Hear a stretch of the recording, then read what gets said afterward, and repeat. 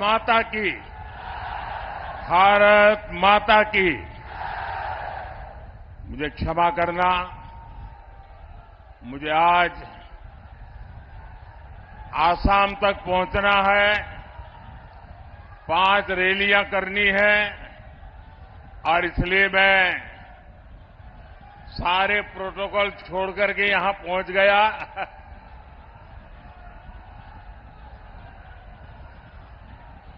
विश्वविख्यात ज्ञान और मोक्ष के पवित्र नगरी गया जी के हम प्रणाम कर ही भगवान विष्णु, भगवान बुद्ध के इस तपस्थली के हम नमन करिए। ये वो धरती है जिसने मगध का ऐश्वर्य देखा है, जिसने बिहार का वैभव देखा है। संयोग से आज जब मैं गया जी आया हूं तो नवरात्रि भी है और आज ही सम्राट अशोक की जयंती भी है। भाइयों और बहनों, सदियों बाद आज एक बार फिर भारत और बिहार अपने उस प्राचीन गौरव को लौटाने के लिए आगे बढ़ रहा है। ये चुनाव विकसित भारत, विकसित बिहार के उसी संकल्प का चुनाव है। गया की धरती पर उमड़ा ये जन सैलाब, ये अपार जन समर्थन, आपका ये उत्साह साफ बता रहा है कि फिर एक बार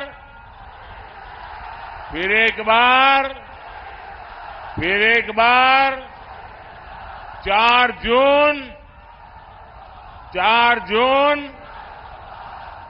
जून गया। और मैं अभी यहां जब आ रहा था एयरपोर्ट से, लोग पैदल यहां तक पहुंचने के लिए चल रहे हैं। हो सकता है मेरा भाषण पूरा होने तक वो पहुंच पाएंगे कि नहीं। बहुत बड़ी मात्रा में लोग हाथ में झंडे लेकर के चल रहे हैं। ये प्यार, ये आशीर्वाद मैं कभी भी भूल नहीं सकता हूं जी।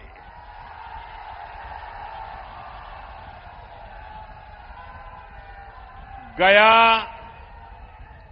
और औरंगाबाद ने आज घोषणा कर दी है। कल मैं तमिलनाडु में था, जो बात मैं तमिलनाडु में सुन रहा था, परसों मैं कर्नाटका में था, जो बात मैं कर्नाटका में सुन रहा था, वो आज मैं गया और औरंगाबाद में सुन रहा हूं। फिर एक बार साथियों, अभी 2 दिन पहले बीजेपी ने अपना संकल्प पत्र जारी किया है।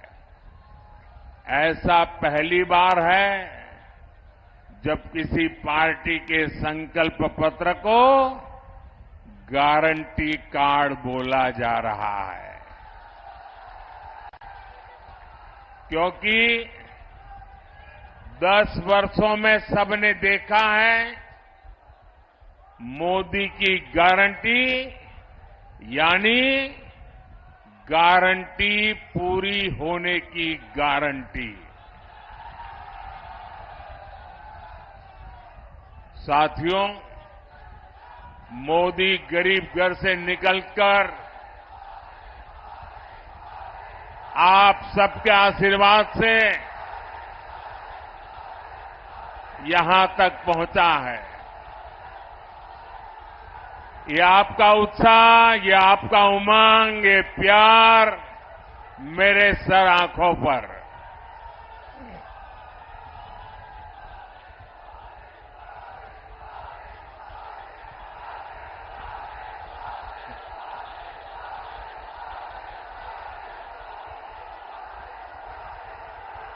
मैं आपका ये प्यार जीवन भर मेरे कानों में गूंजता रहेगा।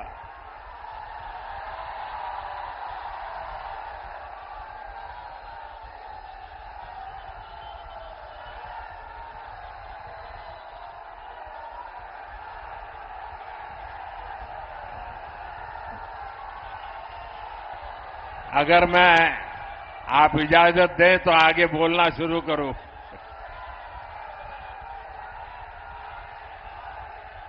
ये ऊर्जा बचाए रखिए, 4 जून को भी जरूरत पड़ेगी।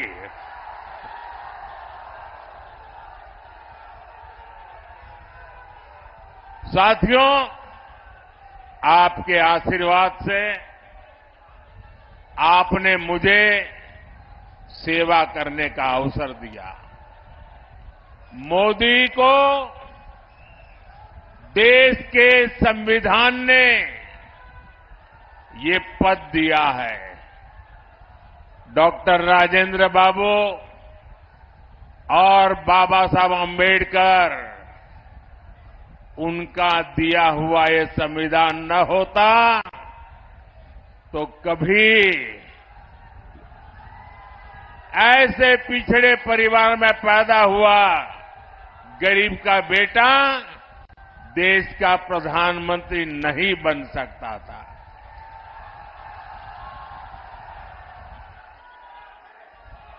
भाइयों बहनों, हमारा देश विविधताओं से भरा हुआ है। अनेक आप बैठिए भाई, प्लीज। आप जरा ज्यादा कर रहे हैं, बैठिए।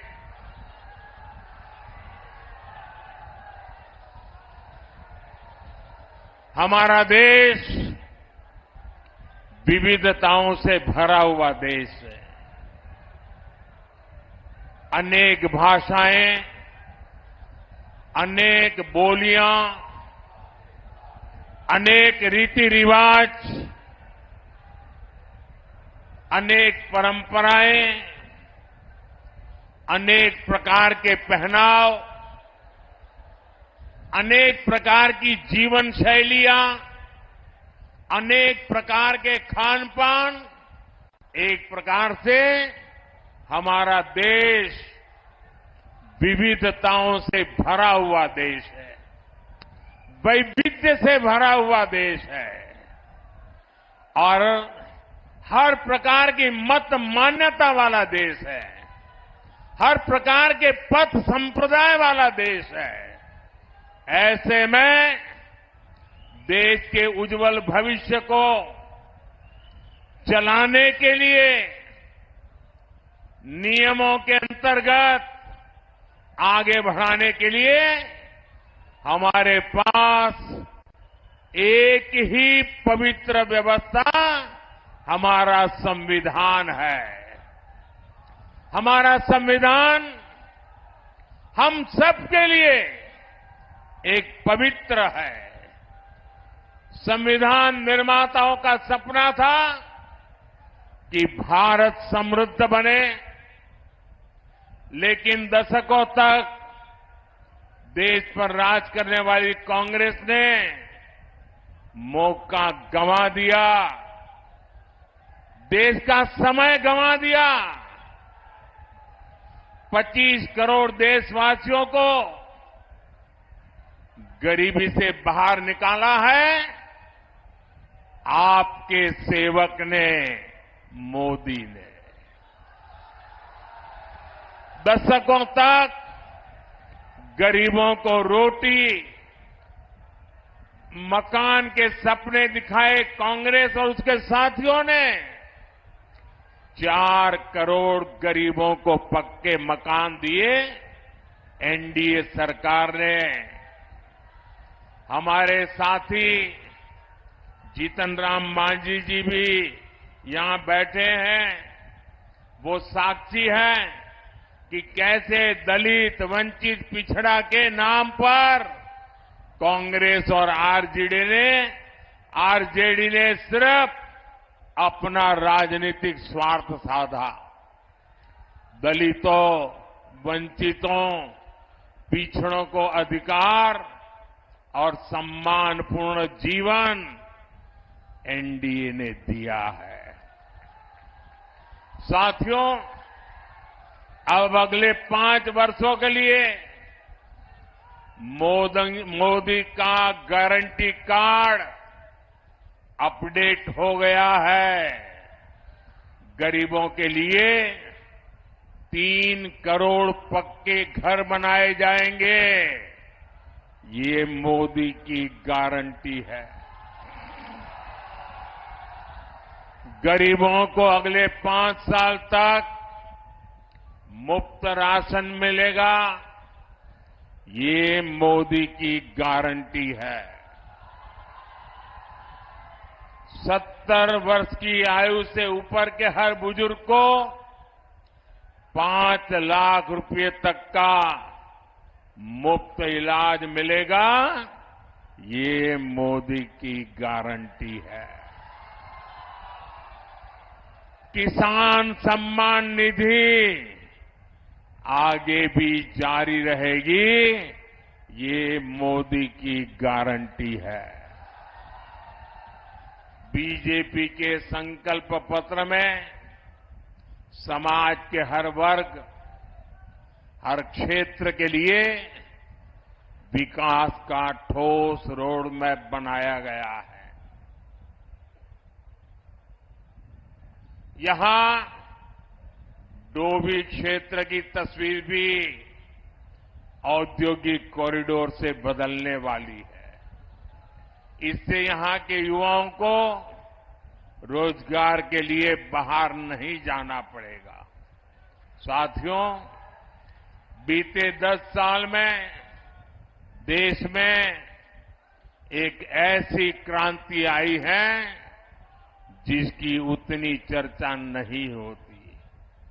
ये क्रांति देश के महिला स्वयं सहायता समूह द्वारा की गई है। पिछले 10 साल में 10 करोड़ महिलाएं सेल्फ हेल्प ग्रुप से जुड़ी है। बिहार में भी 1.25 करोड़ बहनें इस मुहिम से जुड़ी है। अरे हमारे गया जी में भी 5.25 लाख बहनें इन समूहों से जुड़ी है। जब कांग्रेस की सरकार थी तो महिला स्वयं सहायता समूहों को बिहार में 150 करोड़ रुपए से भी कम मदद दी जाती थी। एनडीए सरकार के 10 साल में इन्हीं महिला समूहों को 40,000 करोड़ रुपए से ज्यादा दिए गए हैं। इसी प्रयास से अकेले बिहार में 12 लाख से ज्यादा महिलाएं लखपति दीदी बनी है। अब मोदी ने देश की 3 करोड़ महिलाओं को लखपति दीदी बनाने का अभियान शुरू किया है। इसका बहुत बड़ा लाभ बिहार की महिलाओं को होगा। साथियों, हमारे एजेंडे में विकास भी है और विरासत भी है। यहां नॉर्थ कोयल प्रोजेक्ट कितने लंबे अरसे से लटका हुआ था, ये आप भी जानते हैं। ये एनडीए सरकार है जो इसे पटरी पर लाई है। इस प्रोजेक्ट के पूरा होने से गया और औरंगाबाद के किसानों को सिंचाई की बहुत बड़ी सुविधा मिलेगी। हमारी ही सरकार में प्रसाद योजना के तहत देश के 12 प्राचीन ऐतिहासिक धरोहरों में गया जी को भी शामिल किया गया है।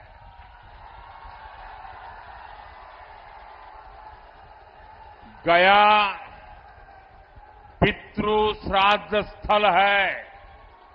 यहां भगवान बुद्ध को बुद्धत्व की प्राप्ति हुई थी।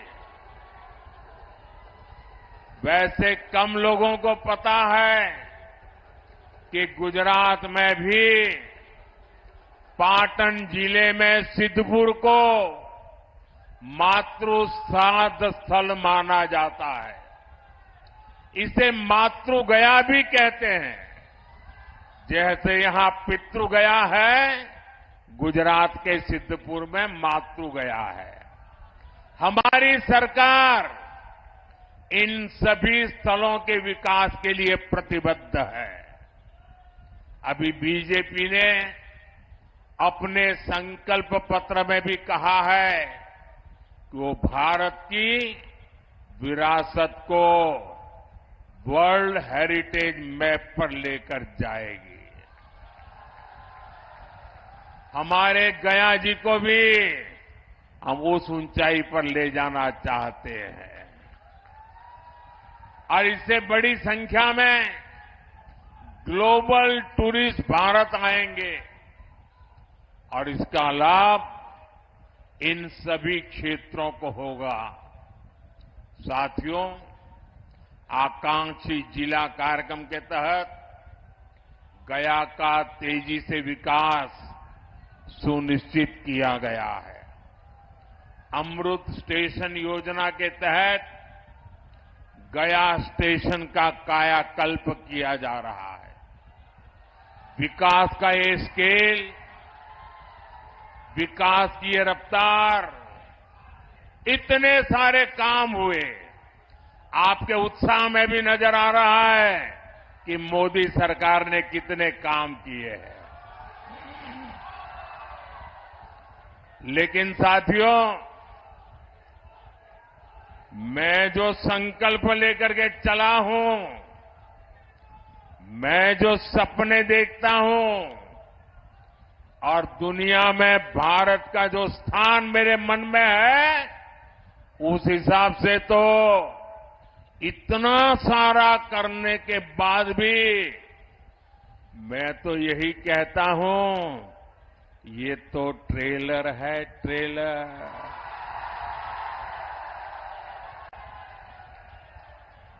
अभी तो मुझे देश के लिए बहुत कुछ करना है। बिहार के लिए बहुत कुछ करना है।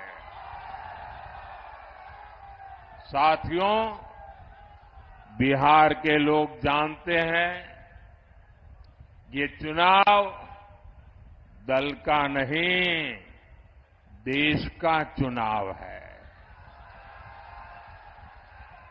आज एक और देश की संस्कृति पर गर्व करने वाले हम लोग हैं, तो दूसरी ओर हमारी आस्था को नीचा दिखाने वाले लोग हैं।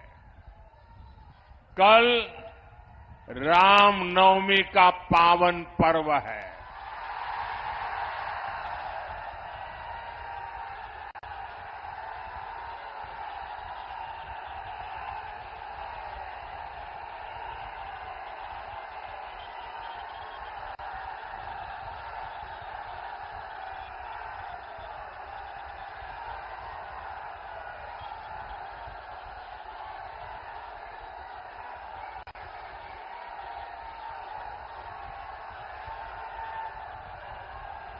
बोलो सियावर रामचंद्र की। साथियों, कल रामनवमी का पावन पर्व है। सूर्य की किरणें कल अयोध्या में रामलला के मस्तक का विशेष अभिषेक करेंगी। लेकिन गठबंधन गठबंधन के लोगों को राम मंदिर से भी परेशानी है। जो लोग कभी भगवान राम के अस्तित्व पर सवाल उठाते थे, वो आज राम मंदिर पर कैसी कैसी भाषा बोल रहे हैं।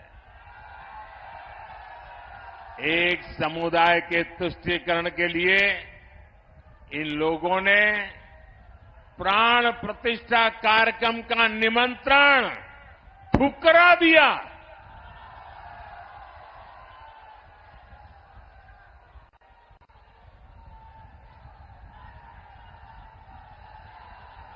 ये हमारे देश का संस्कार नहीं है। ये हमारे देश की परंपरा नहीं है।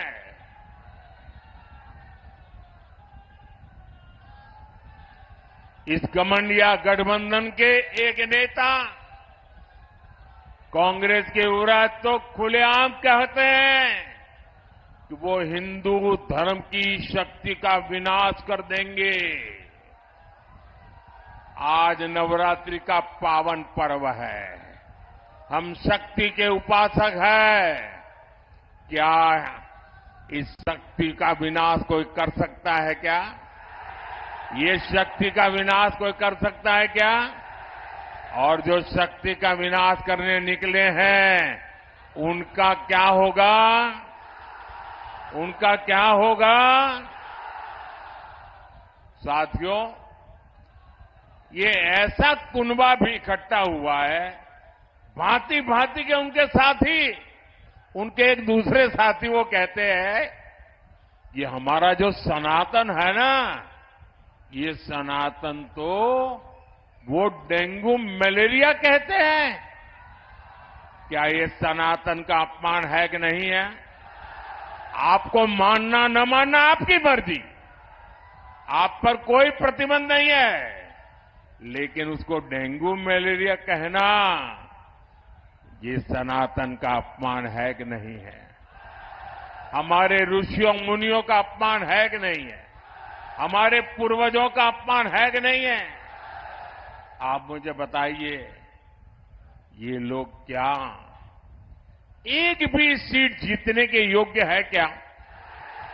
इनको सजा मिलनी चाहिए कि नहीं मिलनी चाहिए?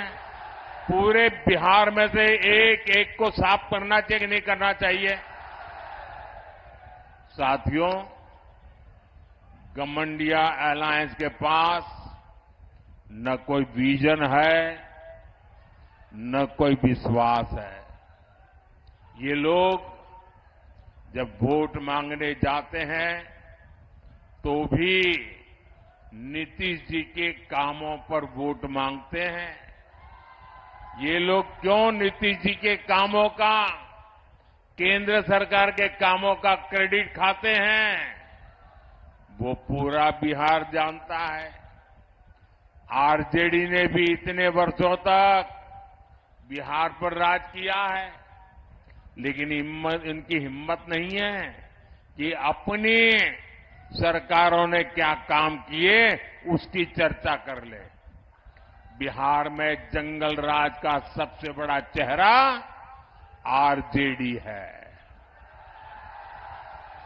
भ्रष्टाचार में बिहार में भ्रष्टाचार का दूसरा नाम आरजेडी। बिहार की बर्बादी की सबसे बड़ी गुनहगार चारा घोटाले के नाम पर वोट मांगने वाले, क्योंकि उस पर तो अदालत से चारा चोरी की है, गरीबों को लूटा है, अदालत ने मोहर लगा दी है भाई। साथियों, आरजेडी ने बिहार को केवल दो ही चीजें दी है। एक जंगल राज, दूसरा भ्रष्टाचार। इन्हीं का दौर था जब बिहार में अपहरण और फिरौती एक उद्योग बन गया था। हमारी बहन बेटियां घर से बाहर नहीं निकल पाती थी। हमारे गया जैसे इलाके नक्सली हिंसा की आग में जलते रहते थे। जो जगह भगवान बुद्ध के नाम से जुड़ी हो, वहां नक्सली गोलियां चलती हो, ये हालत करके छोड़ दिया था। आरजेडी ने बिहार के कितने ही परिवारों को बिहार छोड़कर जाने पर मजबूर कर दिया। साथियों, आज लूट का वही खेल ये लोग देश के साथ खेलना चाहते हैं। ये भ्रष्टाचार पर कार्रवाई करता हूं तो ये लोग मोदी के खिलाफ लामबंदी करते हैं। मैं कहता हूं भ्रष्टाचार हटाओ तो ये कहते हैं भ्रष्टाचारी बचाओ। इन्हें लगता है कि बिहार के लोग, बिहार के युवा इनकी बातों में आ जाएंगे। स्मार्टफोन के जमाने में बिहार के युवा, हमारे स्मार्ट युवा कभी जंगल राज वालों के साथ नहीं जाएंगे। आप मुझे बताइए, आप सब मोबाइल रखते हैं कि नहीं रखते हैं? रखते हैं कि नहीं रखते हैं? क्या लालटेन से मोबाइल चार्ज होगा क्या? ना लालटेन से मोबाइल भी चार्ज हो सकता है क्या? ये लालटेन के जमाने वाले लोग आपको आधुनिक युग में नहीं जाने देंगे दोस्तों। ये आरजेडी का राज होता तो आपके मोबाइल की बैटरी भी चार्ज नहीं हो पाती। साथियों, पूरी दुनिया में इस समय अस्थिरता है। देश को आज एक मजबूत और बड़े फैसले लेने वाली सरकार की जरूरत है और इसके लिए एनडीए की गया लोकसभा सीट से हमारे वरिष्ठ नेता जीतन राम मांझी जी और औरंगाबाद से मेरे साथी सुशील कुमार सिंह जी को विजयी जरूर कर बनाएंगे। जीतन राम मांझी जी बिहार में दलित समाज का चेहरा है।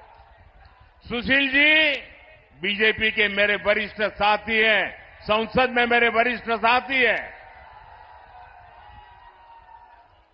साथियों, जो उत्साह आज मैं यहां देख रहा हूं, आपको 19 अप्रैल को इतने ही प्रचंड उत्साह से मतदान करना है और बहुमत से इनको विजयी बनाना है। भाइयों बहनों, मेरे भाषण की शुरुआत में मैंने संविधान का जिक्र किया था।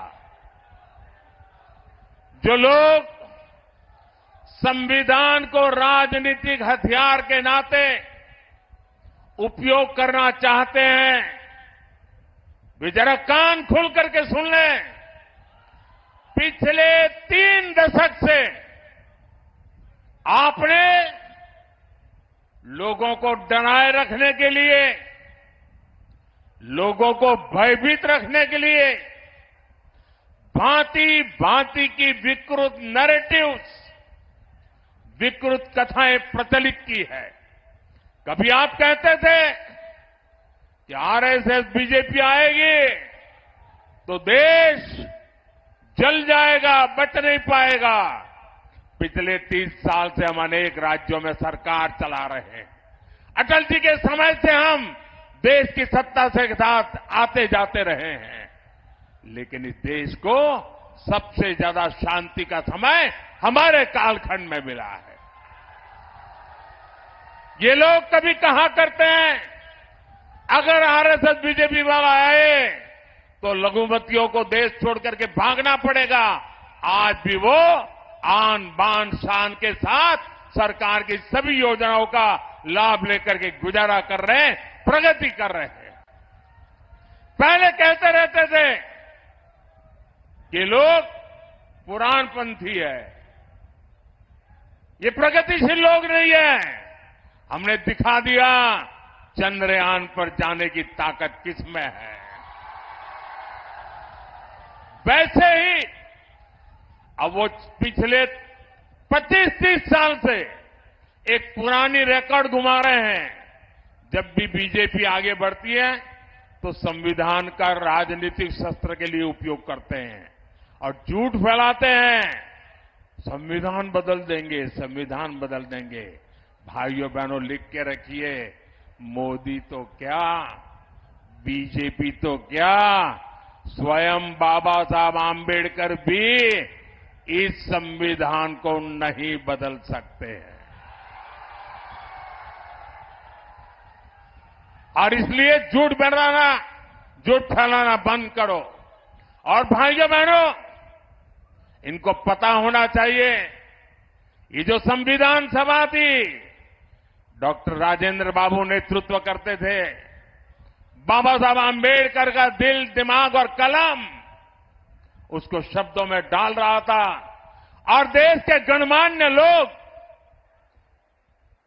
अनेक महीनों तक बैठ करके विचार विमर्श करके, देश की भावनाओं को समझ करके, देश की सामाजिक परिस्थितियों को समझ करके हमारे संविधान का निर्माण किया है। और जो लोग सनातन को गाली देते हैं ना, वो भी कान खोल करके सुन लो।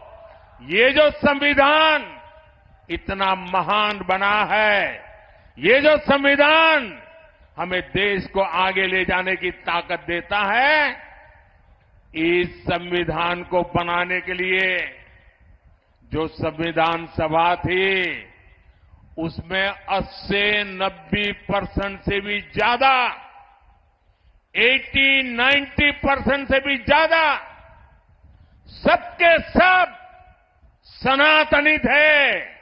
और उन सनातनियों ने इतना उत्तम संविधान बनाने में बाबा साहब आंबेडकर का साथ दिया है।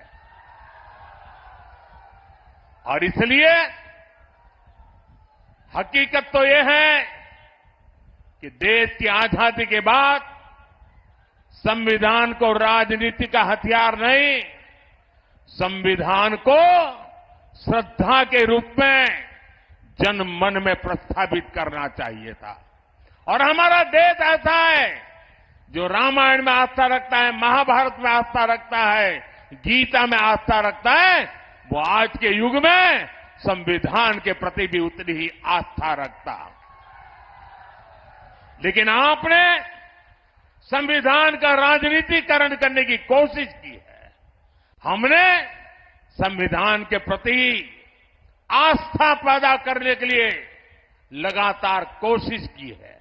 जब पार्लियामेंट में मैं ये प्रस्ताव लेकर के आया कि हमने देश में संविधान दिवस मनाना चाहिए, तब कांग्रेस पार्टी के नेता श्रीमान खड़गे जी ने पार्लियामेंट में उसका विरोध किया था। उन्होंने कहा था, अरे 26 जनवरी तो है, संविधान दिवस की क्या जरूरत है।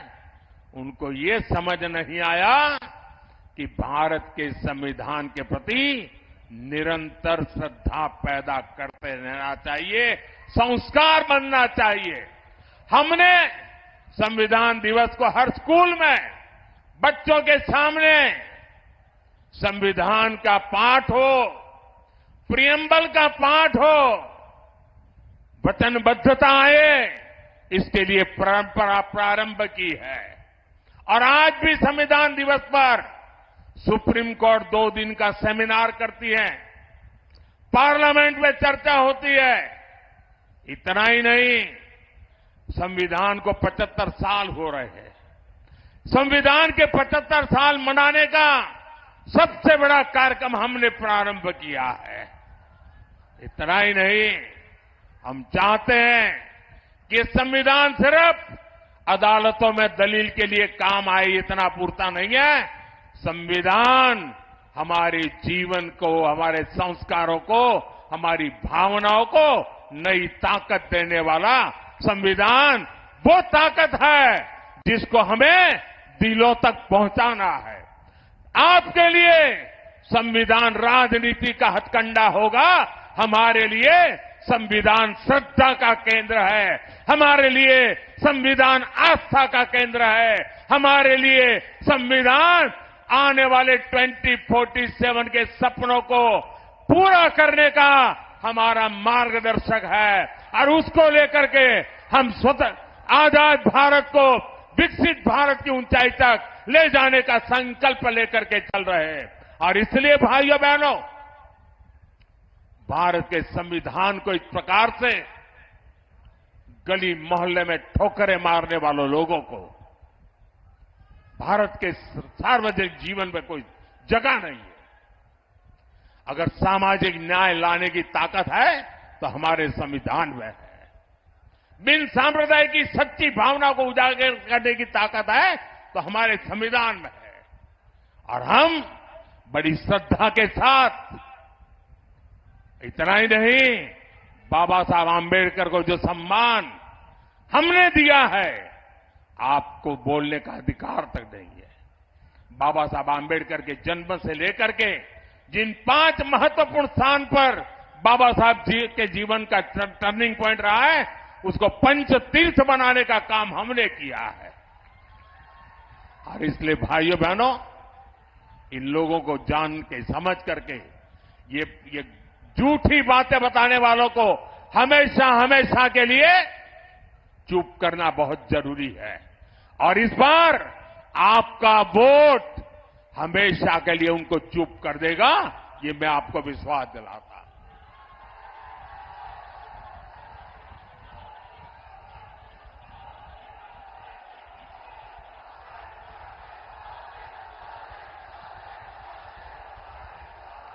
भाइयों बहनों, ये लोग कहते हैं 400 पार क्यों? मैं बताता हूं 400 पार क्यों। देश की जनता ने तय किया है 400 पार, क्योंकि देश की जनता 2047 में हिंदुस्तान को विकसित देना चाहती है। लेकिन साथ साथ एनडीए को 400 पार दे करके देश को लूटने वालों को, भ्रष्टाचारियों को, संविधान के साथ खिलवाड़ करने वालों को सजा देने के लिए भी वो हमें 400 पार देना चाहते हैं। ये चुनाव एनडीए को जिताने का भी है। ये चुनाव देश में तबाही करने की आदत रखने वालों को सजा देने का है। और इसलिए हिसाब 400 के पार जाने वाला है। भाइयों बहनों, 19 अप्रैल को गर्मी कितनी क्यों न हो, हमें सुबह सुबह मतदान करना है, ज्यादा से ज्यादा मतदान करना है। करोगे? हमें हर मतदाता को मिलना है, मिलोगे? हमें हर पोलिंग बूथ जीतना है, जीतोगे? मेरा एक काम करोगे? ये जीतन राम मांझी का काम नहीं है, मेरा है, करोगे? घर घर जाना और लोगों को कहना कि मोदी जी आए थे